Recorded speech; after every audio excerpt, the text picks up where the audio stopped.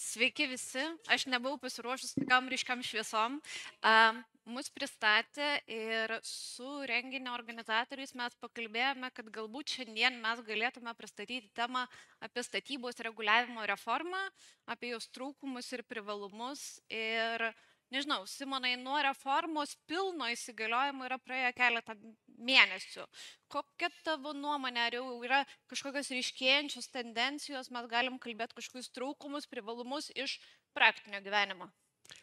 Taip, kažkiek laiko praėjo, bet kaip vystytojai sako, nepakankamai, kad būtų gautas statybos leidimas.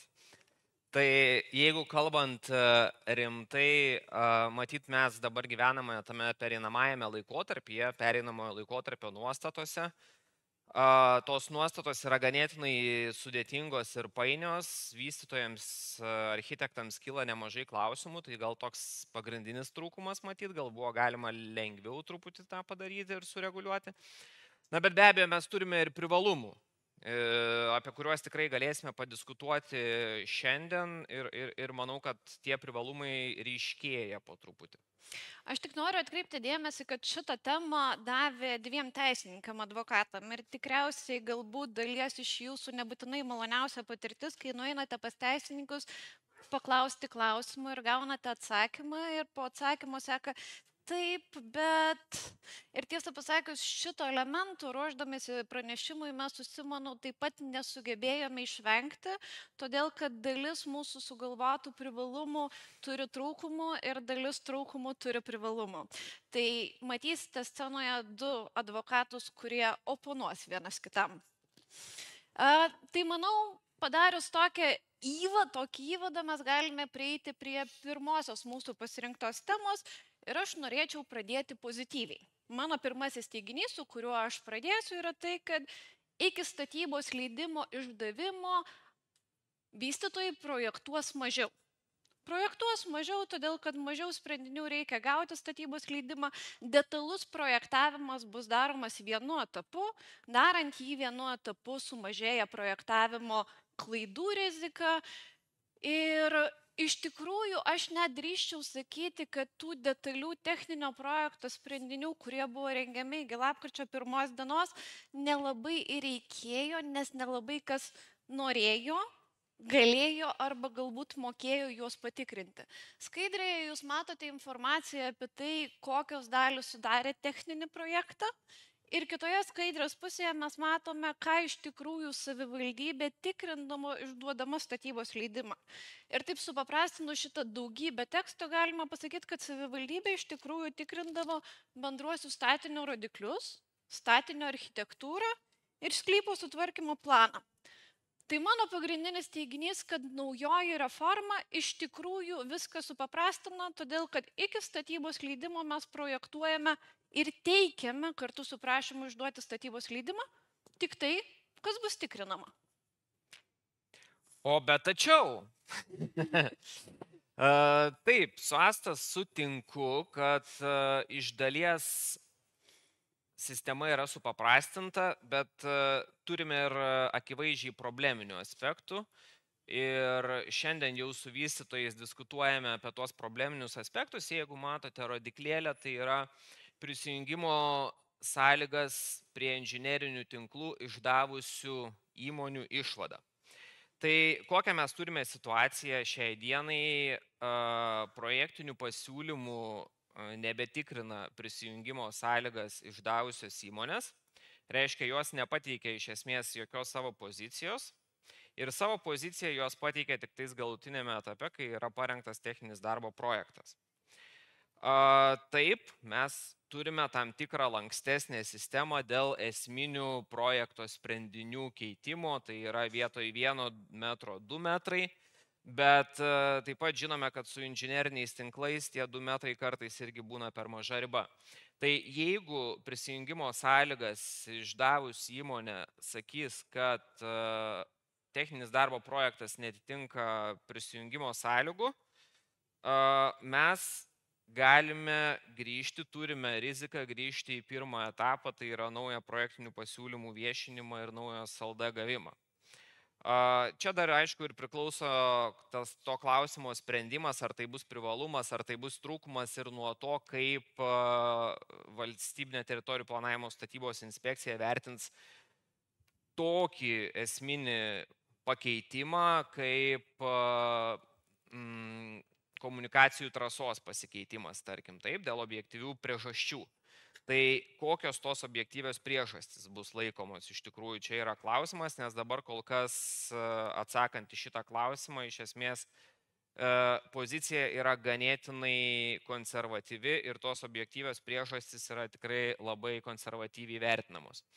Taip pat kitas momentas, kur mes irgi dedam šauktuką, tai visgi yra galimybė kultūros paveldo departamentui, Lietuvos geležinkeliams, Via Lietuva, dar kartą įvertinti projektą. Taip, jie atskiro patikrinimo kaip po tokio neatliks, po to, kai bus įkeltas pranešimas info statyboje apie statybos darbų pradžią, bet jeigu jie manys, kad techninis darbo projektas netitinka teisės aktų reikalavimų, jie galės kreiptis į VTPSI ir tada VTPSI spręs, ką daryti. Ar stabdyti statybas, ar nestabdyti statybas, kaip spręsti šitą problemą.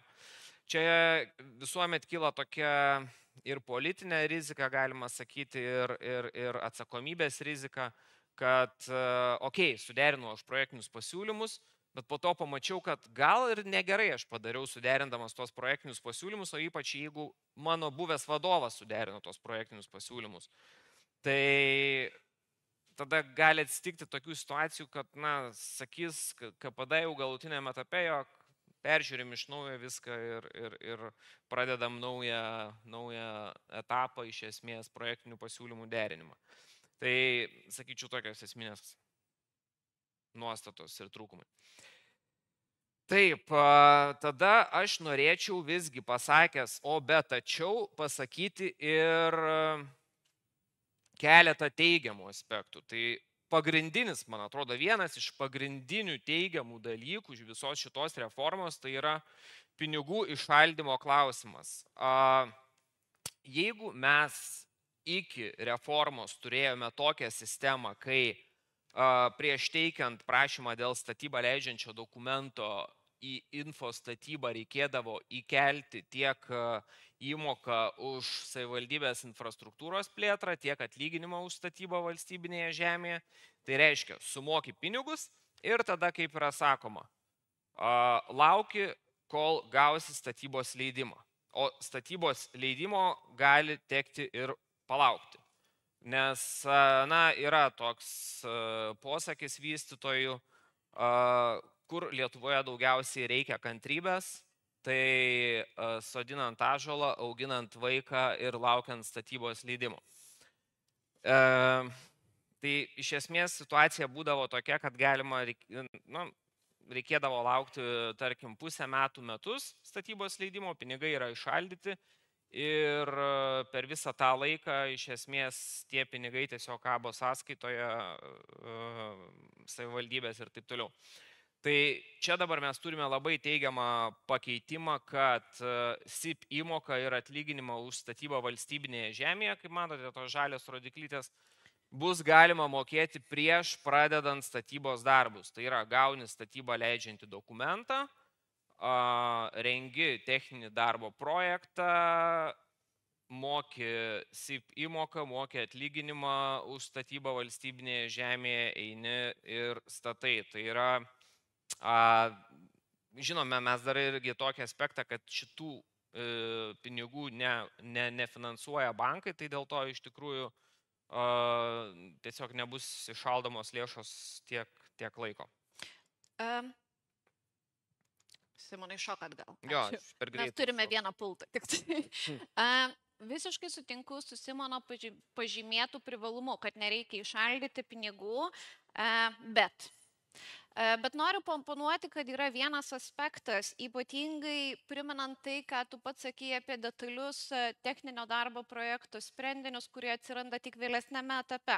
Taigi, Pagal šitą struktūrą, kurią mes matome ant ekrano, statybos leidimas bus išduodamas pagal projektinius pasiūlymus. Projektinių pasiūlymų, tai vadinasi, ir savivaldybės infrastruktūros plėtros sutartis bus sudaroma būtent pagal projektinių pasiūlymų sprendinius.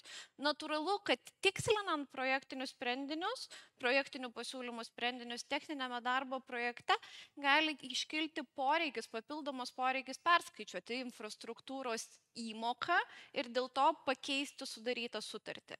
Natūralu, kad savivaldybės gali nenorėti to daryti ir viena iš to priežasčių yra tai, kad reglamentavimas iš tikrųjų tokios galimybės ir nenumato. Todėl aš sakyčiau, kad tavo įvardintas privalumas turi vieną mažą aspektą, jis gali būti praktikoje neįgyvendinamas. Ir aš manyčiau, kad šitą situaciją gali pakeisti būtent reikiamas, tinkamas teisinio reglamentavimo pakeitimas. Ir dabar mes galime šokti prie kitos temos, nes kita tema, kurią aš norėjau paminėti, yra būtent paskirtis.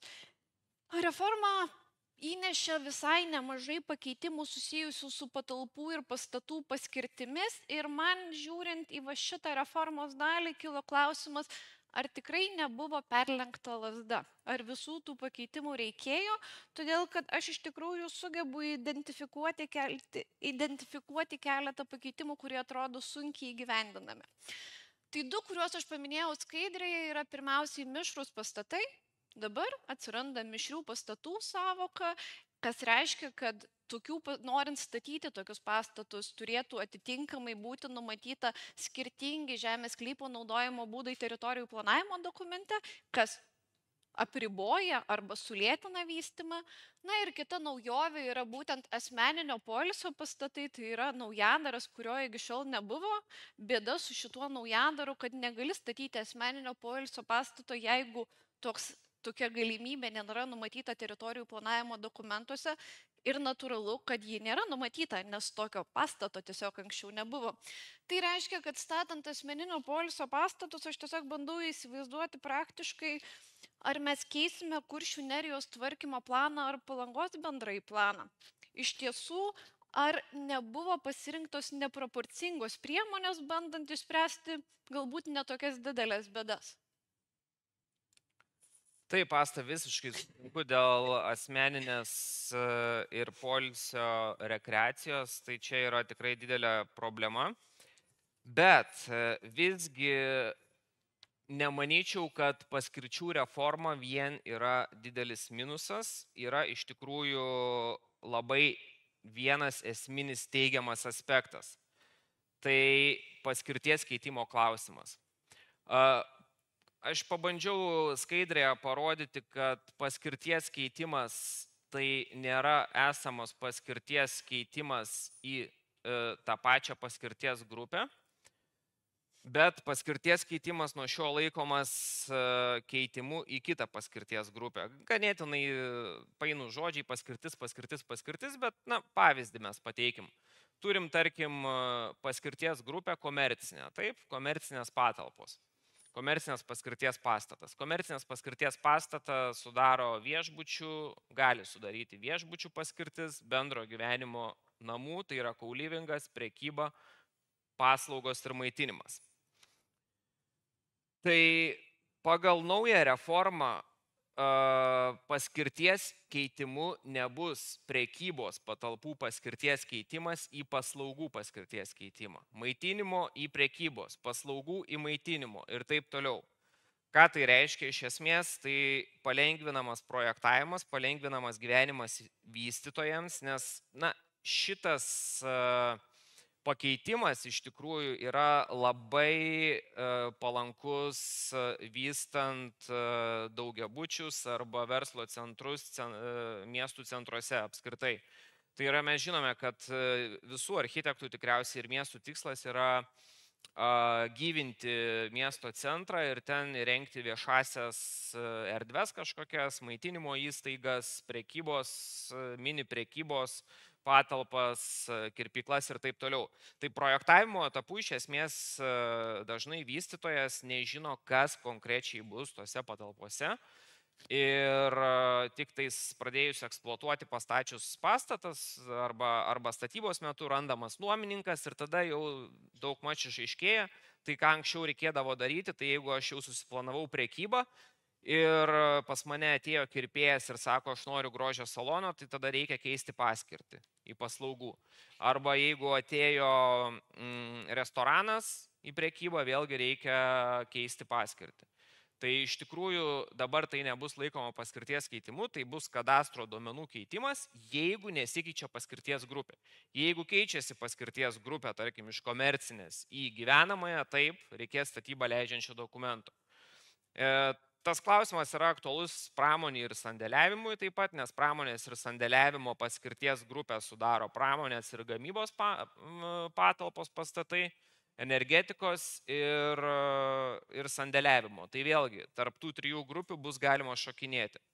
Ir čia yra daug teigiamų aspektų, jeigu mes kalbam apie paslaugų, prekybos, maitinimo paskirties patalpas, tai vėlgi nereikės daugiabučių gyvenamųjų namų, būtų savininkų sutikimų tokių paskirčių keitimui. Tas pats yra, ir norėčiau paoponuoti Astai truputį, tas pats yra ir su mišriais pastatais. Mišrus pastatas bus vertinamas ne pagal paskirtį, bet pagal paskirties grupės. Tai tas mišrių pastatų aspektas gal nėra toks ypatingai aktualus, kaip jisai galėjo pasirodyti pačioj pradžioj. Ir dar su mišriais pastatais irgi yra toks labai geras palengvinimas lyginant su pradiniu STR projektu, tai yra nebus privaloma numatyti to naudojimo būdo detaliajame plane. Jeigu, tarkim, yra numatytos komercinės patalpos ir gyvenamosios patalpos, tai pakaks, kad bendrasis planas leidžia tokias patalpas, tokį naudojimo būdą ir tokias patalpas tenais. Taip, apie specialiuosius architektūros reikalavimus. Iš tikrųjų, matote tą visą schemą, kuri gali būti taikoma, jeigu yra nusprendžiama konsultuoti su visuomenė. Tai esminis pakeitimas yra toks, matyt, kad PPRU nebelieka, yra specialiai architektūros reikalavimai. Prieš išduodant specialiuosius architektūros reikalavimus numatyta, kad vyr architektas gali konsultuoti su visuomenė. Ir dabar koks tas kriterijus konsultavimosi su visuomenė? Cituoju, jeigu numatoma papildomos informacijos, kurią gali suteikti visuomenė poreikis. Truputį subjektyvu, taip? Ir mes turim tada situaciją iš esmės tokią, kad jeigu numatoma konsultacija su visuomenė, tai terminas specialiųjų reikalavimų vietoj 10 darbo dienų prasitęsia 20 darbo dienų ir bendras tada terminas tampa 30 darbo dienų. Ir kadangi tas yra subjektyvumas, tai norėtųsi iš tikrųjų daugiau to objektyvumo, nes yra klausimų, pavyzdžiui, o jeigu mes turime detalųjį planą, tai ar tikrai gali reikėti papildomos informacijos? Galbūt gali, galbūt negali. Ir, kadangi visas tas procesas išsitęsia pakankamai ilgai, tai reikėtų aiškumo. Tiesą pasakius, šitoje vietoje aš norėčiau oponuoti Simonui, bet labiau iš pozityvios pusės. Nežiūrint į tą visą milžinišką skaidrę su sistema, kurią Simonas parodė, galbūt joje galima įžvelgti kažką pozityvaus. Aspektai, kuriuos aš galbūt žiūriu pozityvius, yra pirmiausiai formuojamas lūkestis. Tai vadinasi, kad per visą Simono parodytą sistemą praėjęs vystytojas turi aiškiai suformuotą lūkestį, tai ką jis gali projektuoti ir statyti šitoje teritorijoje. Yra išvengiama keistų siurprizų vėliau eigoje. Taip pat aš noriu pažymėti, kad iš tikrųjų po specialių architektūros reikalavimų gavimų statytojui nebereikia grįžti ir papildomai derinti su savivaldybe ar jos atstovais iki pat statybos leidimo išdavimo. Tai galbūt mes turime daugiau derinimo šitame etape, bet sutaupome jo vėlesnėse. Kitas aspektas yra tai, kad specialiai architektūros reikalavimai po to, kai yra išduodami, jie yra viešai paskelbiami. Galbūt į tai irgi galima žiūrėti kaip į privalumą, todėl kad suinteresuota visuomenė jau nuo specialių architektūros reikalavimų išdavimo gali pradėti teikti pastabas. Tai vadinasi, kad vystytojas kaimynų plačiaja prasme pastabas gali gauti pakankamai ankstyvoje stadijoje, dar rengdamas projektinius pasiūlymus, kur atsižvelgti į šitas pastabas ir nujausti, kas jo laukia, gali būti daug lengviau negu jau parengus, finalizavus ir pradėjus projektinių pasiūlymų viešinimą. Na ir trečias aspektas yra kol kas tik tai hipotezė, bet mes taip pat žinome, kad jeigu išduodant specialiuosius architektūros reikalavimus miesto architektas visgi laikytų, kad nėra pakankamai aišku, ką čia galima statyti, tai kitas sprendimas yra rengti teritorijų planavimo dokumentą, detalųjį planą, jeigu toks neegzistuoja. Galbūt šitas konsultavimasis su visuomenė galėtų būti galimybė tam tikrais ribiniais atvejais, kur nėra iki galo aišku, bet nėra iki galo ir neaišku, išvengti detaliojo plano rengimo. Tai tiek būtų iš privalumo pusės. Taip, tada norėjome paliesti kitą temą, statinio išvaizdą, tai taip pat naujovė, statinio išvaizda tampa esminiu projekto sprendiniu.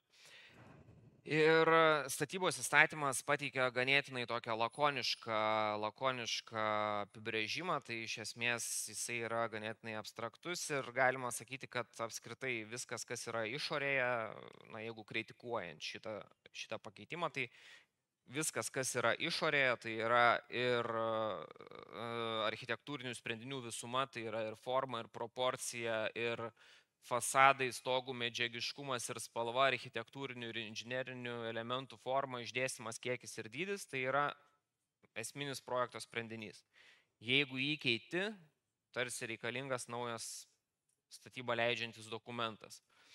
Kaip tokiam žingsniui, na, ganėtinai abstraktu. Žinoma, STR statinio projektavimas detalizuoja tam tikrus atvejus, tik tais gal toks konceptualus ir esminis klausimas, ar visgi tie atvejai turėtų būti STR lygmenyje, tai yra aplinkos ministerijos šiaip iš esmės lygmenyje ir tada aplinkos ministerija sprendžia, kada reikalingas, kada nereikalingas statybos leidimas iš esmės, ar visgi turėtų būti įstatymai išdėstomi šitie klausimai. Tai Simonas iš tikrųjų supaprastino tą mano oponavimo momentą, nes aš norėjau pasakyti, statinio išvaizda taip yra naujovė, bet galbūt ji nėra tokia baisi, nes tai, ką mes labiausiai mėgstam savo teisiniai sistemai, tai išimtis. Ir šis pakeitimas yra neišimtis iš išimčių sąrašo ir tai reiškia, kad naujas statybos leidimas bus reikalingas tik tai, kai keičiame esminę išvaizdą. Iš esmės keičiama statinio išvaizda ir kas yra tas iš esmės keičiama arba esminis statinio išvaizdos keitimas, kaip Simonas labai aiškiai pasakė, yra užfiksuotas statybos techninėme reglamente ir skaitant tą savoką, taip, galbūt jinai galėtų būti įstatymo lygmenyje, šiuo metu yra po įstatyminio teisės aktų lygmenyje, bet mes aiškiai matome, kad kalbant apie išvaizdą, tiek, kiek tai susiję su poreikiu gauti naują statybos leidimą, mes kalbame apie labai ribotą atvejų sąrašą. Mes kalbame apie fasadą ir šlaitinį stogą ir net ne bet kokius pakeitimus, o jeigu keičiame medžiagiškumą dangos ir spalvą. Tai vadinasi, yra ganėtinai apribota. Kitas privalumas tai yra toksai lengvas nusileidimo minkštas takelis, kurį pateikė aplinkos ministerija, pasakydama, kad taip, tai yra didelė naujovė, bet ši naujovė yra taikoma tik į priekį. Tai yra vadinasi, kad tik tai projektams, kuriems leidimai bus išduoti po lapkričio 1 dienos ir ministerija ne tik žodžiu tai pasakė, ne tik bandė pakartoti daugybę kartų, bet yra nurodžiusi savo puslapyje skelbiamuose, dažniausiai užduodamuose klausimuose. Tai jeigu šiuo metu turite projektą ir pergyvenate, tai kokią įtaką turi išvaizdos keitimas, greičiausiai atsakymas, kad jokios. Puiku. Taip, kitą klausimą, kurį norėjom paliesti, tai yra papildomi atsakomybės atvejai ir čia toks yra iš tikrųjų rinkoje ganėtinai opus klausimas, tai yra pranešimas apie statybos pradžią arba dar. Ir kitas aspektas tai yra to pranešimo atnaujinimas, jeigu keičiami projekto sprendiniai, bet akcentuoju ne vien projekto sprendiniai, bet ir apskritai bet kokie dokumentai, kurie pateikiami pranešant apie statybos darbų pradžią. Tai gali būti netgi projekto priėmimo perdavimo aktas. Na ir iš esmės tos pasiekmes įteisinimo įmoką, jeigu tu pažeidei šituos reikalavimus ir ypatingai, kai nepateikiai pakeitimo atnaujinto pranešimo, tai yra ganėtinai radikalios, taip galėčiau pasakyti, nes yra taikoma pusė savavališkos statybos įmokos. Įsivaizduokime, jeigu pastatas maždaug atrodo taip, jau vystymo stadija persivertė į antrą pusę, tai ta pusė savavališkos statybos įteisinimo įmokos gali vis siekti 150 000 lubos iš esmės. Dar papildomai yra numatytos baudos nuo 600 eurų iki 10 000, čia yra administracinė atsakomybė. Taip pat stabdomi statybos darbai ir negali būti atliekamos statybos užbaigimo procedūros. Ir čia jau, mano nuomonė, reikėtų kažkaip truputį proporcingiau žiūrėti į tuos pažeidimus. Nepranešimas apie statybos pradžią, absoliučiai nepranešimas taip. Aš sutinku, kad gali būti kažkokia atsakomybė, bet tarkim, neatnaujinimas laiku to pranešimo arba nepateikimas kažkokių neesminių dokumentų, tikrai tai nėra proporcinga. Aš šitoje vietoje norėčiau parodyti taip, mes Lietuvoje mėgstam bausti, bet kartais, kai aplinkos ministerijos gal žodžiai sakant, jeigu statybvietėse vyksta chaosas, o ką dar galima padaryti. Ir galbūt prie tų papildomų baudų įvedimo rinka yra tam tikra dalim prisidėjusi. Bet tai, ką aš noriu pasakyti, yra tai, kad galbūt nėra viskas taip blogai, todėl kad reikalavimas pranešti apie statybos darbų pradžią jis visą laiką egzistavo. Tai vadinasi, atsakomybė nėra už kažką naujo, jį turėtų paskatinti mus elgtis teisėtai. Kitas aspektas yra aiškumas. Mes turime teisinį aiškumą. Yra labai aiškus sąrašas atvejų, kada reikia pranešti, labai aiškus sąrašas dokumentų, kuriuos reikia pateikti. Tai nėra, kad mes bandome atspėti. Bet pagrindinis aspektas arba pagrindinis neneigiamas aspektas, kurį aš norėjau pasakyti, todėl kad teisės aktas numato 10 darbo dienų pasitaisymo terminą.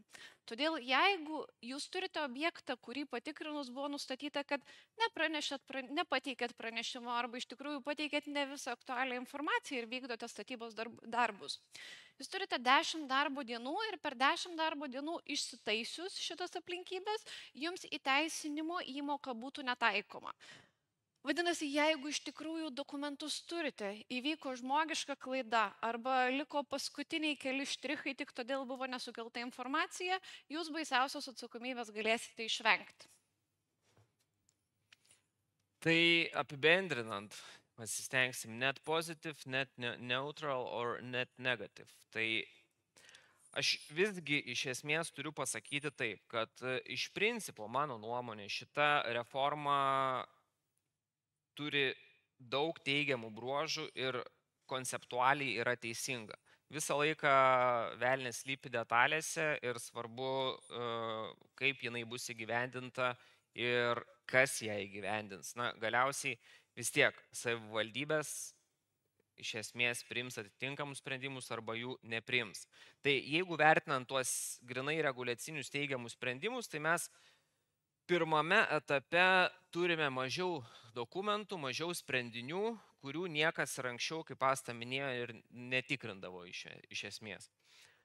Tai projektinių pasiūlymų dalyje mes turim bendrąją dalį, architektūrinę dalį ir sklypo planą, kuriuos tikrina savivaldybė, viskas to užtenka, galit gauti statybos leidimą. Tada yra tikrai labai didelis privalumas neįšaldomi pinigai ir taip mes turim tik tai spręsti problemą dėl SIP sutarties sudarimo, kadangi dabar numatyta, kad jinai bus sudaryta iki išduodant statybos leidimą ir neišvengiamai tikėtinai ją reikės keisti techninio darbo projekto metu. Šiuo metu žinom, kad savivaldybė ne visą laiką linkusi keisti tas SIP sutartis, dėl to reikėtų tą apsibrėžti įstatyme. Tada antrame etape, vėlgi, techninį darbo projektą iš tikrųjų galima rengti mažiau detaliais sprendiniais, tai yra suteikta galimybė konkrečius mazgus numatyti statybinėje, bet ne projektinėje dokumentacijoje, tai yra tie vadinami montažiniai, gamybiniai brėžiniai. Ši reforma, galiu pasakyti, kad turi potencialą užtikrinti greitesnės arba lėtesnės procedūras. Jinai gali būti arba gera, arba bloga ir priklausys nuo jos taikymo ir nuo to, kaip jinai bus taikoma. Na ir taip, klausimas opus visiems vystytojams ir projektuotojams, kad reikės parengti pilnos sudėties techninį darbo projektą, tik tada bus galima pradėti statybos darbus. Na, iš kitos pusės klausimas, o gal tai padės pagerinti projektų kokybę. Mintis yra tokia, kad rinka dažniausiai prisitaiko, tai manau, kad vienaip ar kitaip taip pat prisitaikys. Aš tiesą pasakius norėčiau pilnai sutikti su Simonu, nes ir anksčiau esu sakiusi, kad mano vertinimo reforma yra labiau net positive negu negative, tačiau pagrindinis aspektas, kurį norėčiau išskirti oponuodama, yra būtent pereinamosios nuostatos. Pereinamosios nuostatos yra milžiniškas labirintas. Mes turime 3 skirtingas kategorijas taisyklių, kurios yra taikomos skirtingais atvejais ir kartais susigaudyti iš tikrųjų yra sudėtinga. Mano didžiausia baimė yra tai, kad nesupratę reformos privalumo, mes pradėsime keisti dalykus, kurių dar pilna apimtim nepradėjome taikyti. Ir bandant įžiūrėti galimybės, kaip išeiti iš šito taško, tikriausiai šiuo metu yra ypatingai svarbu susitelkti į tas pereinamąsias nuostatas ir gauti kažkokių bent jau esminių pagrindinių modelių paaiškinimus. Tai yra, ką aš darau kiekviename etape, kai mano statybos projektavimo ir statybos procesas prasidėjo iki lapkričio 1. Taip, Asta, mes kaip visą laiką išnaudojam laiką, tai pabandom su išvadom greitai, užakcentuodami esminius dalykus. Taip, tai kaip ir minėjau, svarbu pasinaudoti privalumais. Visgi laikas nustoti dėjuoti dėl to, kad atėjo nauja reforma ir taip toliau. Reikia žinoti jos privalumus. Kai žinai privalumus, turi konkurencinį pranašumą prieš kitus, kurie nežino, nes tikrai ne visi pradėjo domėtis apie tai. Ir tiesiog tuos privalumus panaudodamas sugebi greičiau adaptuotis prie naujų reformų. Taip, nėra viskas tobula, tikrai yra tobulintinų vietų, tačiau mes galvojame, kad šitame etape yra ypatingai svarbus aktyvus bendradarbiavimas su aplinkos ministerija, kad tos tobulintinos vietos būtų galima jas operatyviai identifikuoti ir tada taisyti. Kitas svarbus aspektas yra aktyvus statybos inspekcijos įsitraukimas, todėl kad negerai yra taikyti reformą vakuume, yra naujos taisyklės ir būtų gerai gauti operatyviai paaiškinimus, kaip šitas taisyklės taikyti, kad rinkai būtų visai vienodai taikoma praktika, kad būtų aišku, kokios yra praktikos tendencijos. Taip, kaip minėjau, rinka greitai prisitaiko ir iš to, kokia informacija mus pasiekia, tai mes nemanome, kad yra tiek problemų, kiek buvo tikėtasi. Kita vertus, reikia daryti tokią išlygą, kad mes šiuo metu vis dar gyvename pereinamajame laikotarpyje.